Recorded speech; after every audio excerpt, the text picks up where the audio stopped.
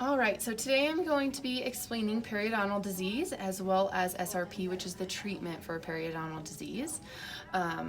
So what we do is patients come into the office and we do a few things. We take some x-rays as well as we take some gum measurements just to determine the health of the gums and if there's any bone loss.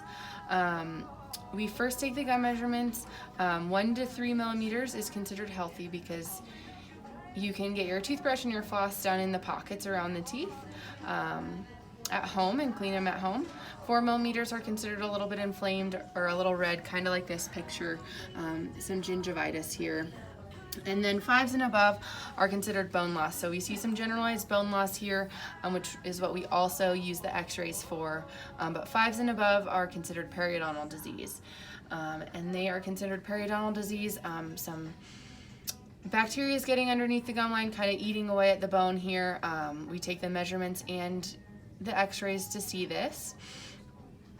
And then, as well as the bacteria that's underneath the gum line, we do see a bunch of calculus here as well in this case.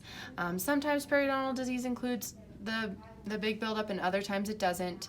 Sometimes it's buildup related, sometimes it's bacteria related, or both. So what we do is we also take a few intraoral photos, something kind of like this, to show the buildup if there is any. And then what we can do to treat this is a deep cleaning, which is called SRP, or scaling and root planing is the technical term.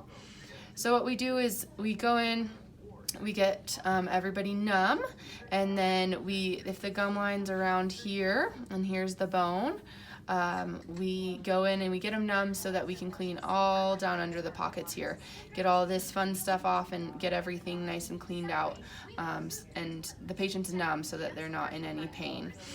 Some cases that look like it are kind of similar to this, or this kind of thing. Here's some gingivitis, which is the step before. Gingivitis is considered reversible, but periodontal disease unfortunately is not. So once we do a deep cleaning, we're going to get rid of all of this fun buildup here underneath the gum line, but we'll get the bacteria out of the pocket here, and the bone doesn't grow back, unfortunately. So all the deep cleaning can do is prevent the bone loss from continuing. And then once we do the deep cleaning, we normally recommend to have people come back in about 3 months to clean out these pockets again, kind of check the healing and see where things are at. We do that because the bacteria can recolonize in about 3 months, so we just don't want the bone to, decrease anymore. So that 3-month cleaning is really important, that we get the bacteria out of there so it doesn't continue.